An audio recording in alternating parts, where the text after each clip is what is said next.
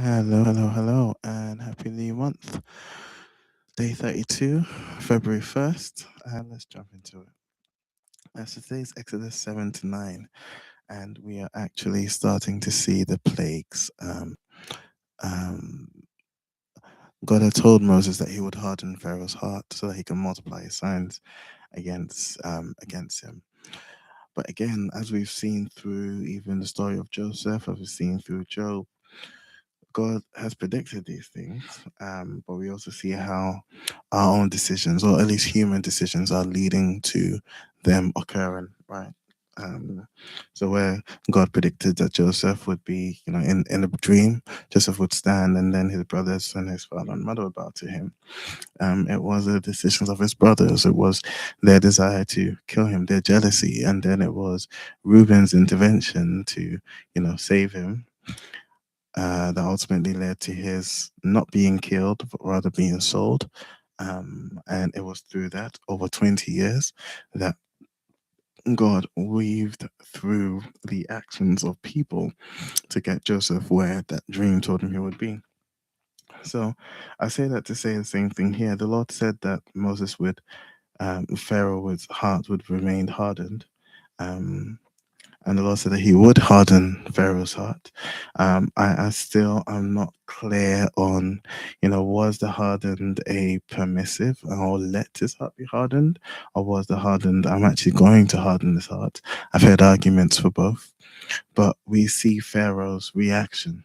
As we go through, and I encourage us to read this because in 7, when the plague starts, in chapter 7, when the plague starts, we see actually, in in chapter 7, Aaron starts with the staff becoming a serpent, right? And when Aaron does that, Pharaoh's magicians do the same. Their staffs become serpents as well.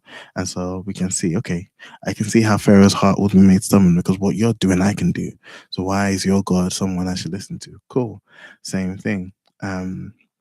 Aaron then goes on, and he he um he turns the water of the Nile to blood.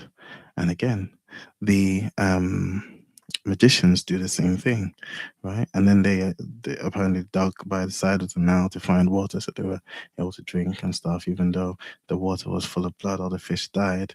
The magicians are able to also turn water into blood. And so Pharaoh's heart remains hard. So God has said he will harden Pharaoh's heart. But we can see from a physical point of view why Pharaoh is remaining stubborn, because up until this point, Moses and Aaron haven't done anything that their magicians can't do. You've got to remember as well, Pharaoh was the incarnation, according to the culture, he's the incarnation of God at the time. He is, you know, the representative of God for the Egyptians. And so if his people can do what Moses and Aaron are doing, well, then our gods are equal. Why should I listen to yours?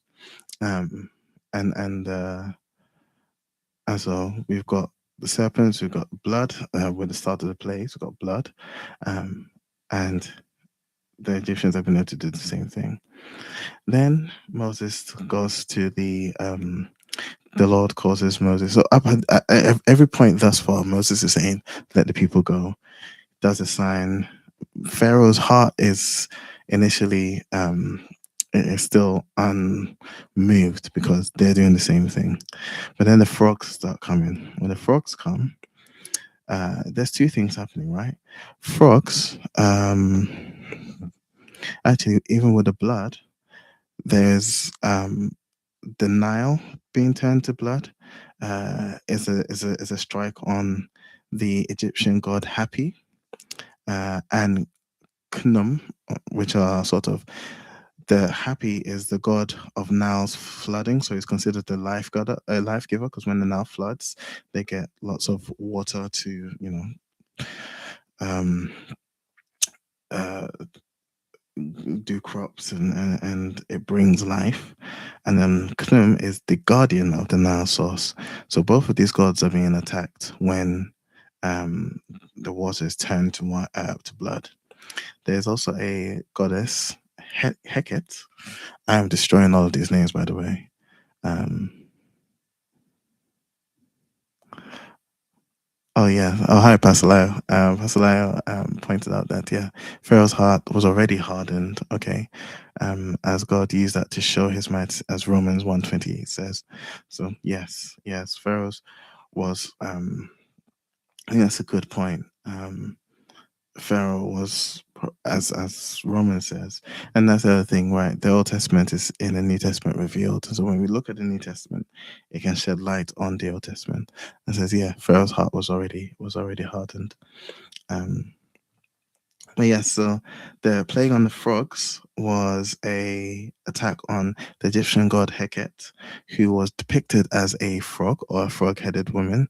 Frogs were sacred, and again, the Egyptians were able to also bring frogs out onto the land somehow. But Pharaoh would see the plague, see the people suffering from it, and he would say, "Okay, I'll let you go." Moses would pray, reverse it, and then Pharaoh's heart would be hardened again. Um, the first time that we see um, a, a distinction being made between Egypt and Israel was with the gnats. I believe that's the case. Yes, it was. Was it with the gnats? Um,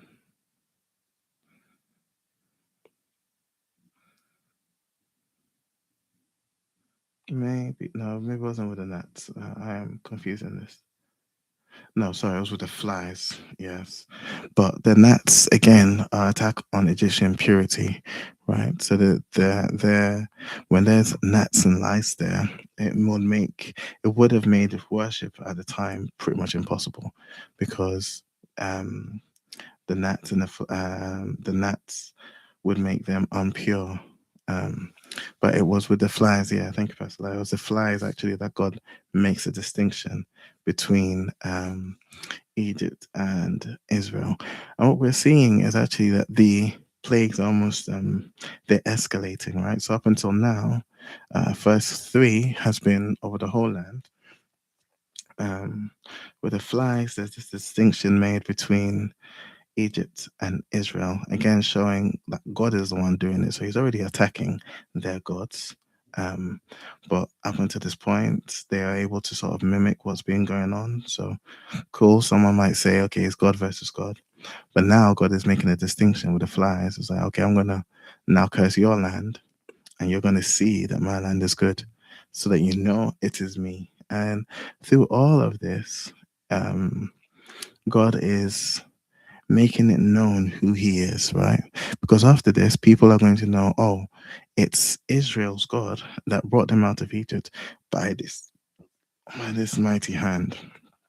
It's the Egyptians will know, what are our gods doing that they can't stand up to God, the God of Israel, God of this people, that frogs are coming out against us when we have a goddess that's supposed to be a frog, that now is being turned to blood, when the Nile is supposed to be Osiris, who's like one of the bigger gods. It's supposed to be Osiris's lifeline. So how are they attacking Osiris? Not to mention Khnum, their guardian, and Hapi, the god of the Nile's flooding. So God is doing all of these things, and He indeed says as much, that He's multiplying these things against Egypt and all their gods, not just for um, not just for their sake, but actually for all to see that it is God. That it is God that is superior to all of these things.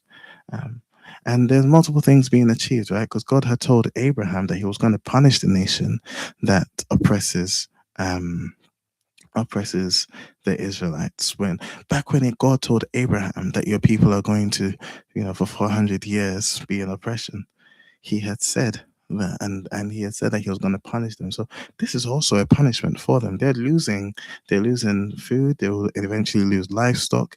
There will eventually be lives lost when the livestock boils and hail comes. So in Exodus 9. Um, so they are actually also being punished for the oppression and for their sins. Um, but then at the same time, God is also showing to the whole world, because news of this will travel, right? He's showing to the whole world that these are my people. Better than that, he's also showing to the world that he is God, you know. And we later see from, the manner in which some of these things happen. So when the hail comes, more specifically, the Lord says to Moses, tell the people that they should go inside. They should go and hide. There's a grace here, right? Because in as much as God is punishing them, He's given them a way out. He's given them a way to avoid, the destruction that's coming. Um, some do and they're saved. Some don't and they die. And so there's even a mercy here. But we see God is, I think, showing that he welcomes all that obey him, because those that listen and obey, they are, they go inside, they're not hit by the hail, their livestock are saved from the hail. But those that don't and leave theirs out in the open, they die because there's hail coming. um, and so thus far we've seen God attacking their gods, God punishing them for their oppression of Israel. But then now we start to see God also, and up until now, it hasn't been sort of a fatalistic or immediately fatalistic plague up until the hail.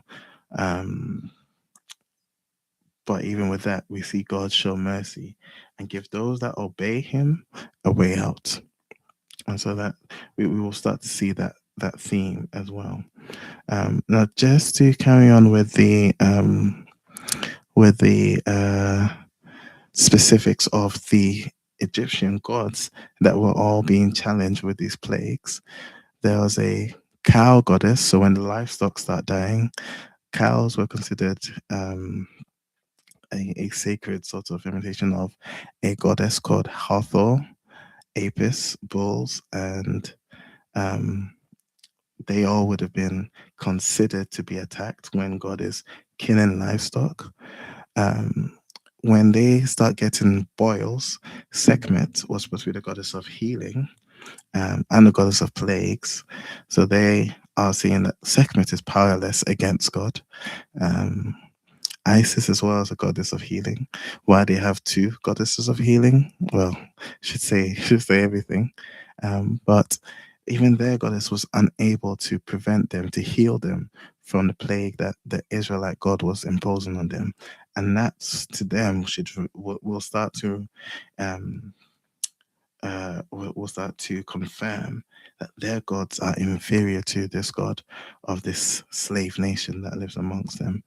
Um, and the hail that comes, the seventh plague, their sky goddess, their god of storms, and their god of air are all incapable of stopping the hail that comes, exactly as Moses said it would.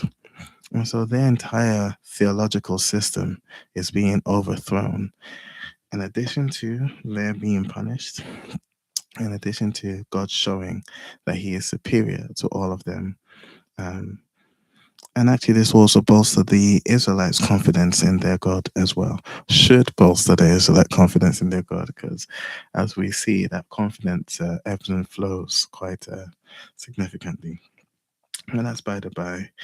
And so, yeah, I think it's interesting, I think Romans 128, as Mom pointed out, sort of shows retrospectively Pharaoh's heart was hardened, right?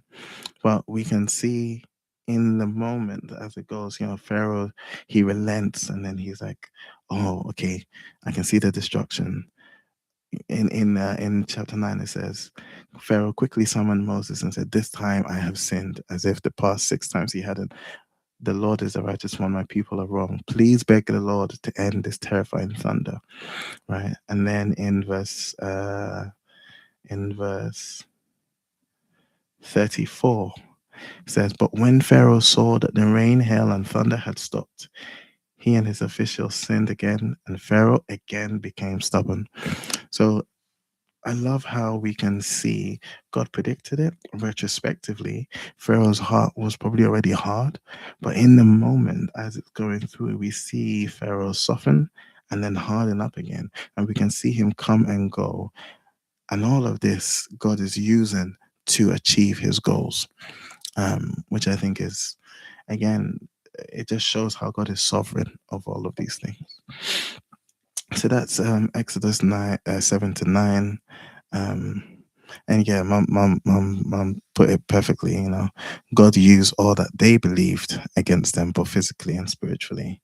And so how do you not say, okay, this is the God, the God of Israel is God, and even go on to him, even want to be under that God, because that God's proven that he's powerful, right? In ancient, I say ancient, probably still happens, but in ancient sort of Japan, people, a teacher would go from Japan and China, I think actually, a martial arts teacher will go from his dojo to another dojo to go and challenge that master. And if he wins, the students will be like, well, why should I train under this master? He's just lost against the master of that dojo. They'll go and join that dojo, and go and learn under that master because he's proven himself superior.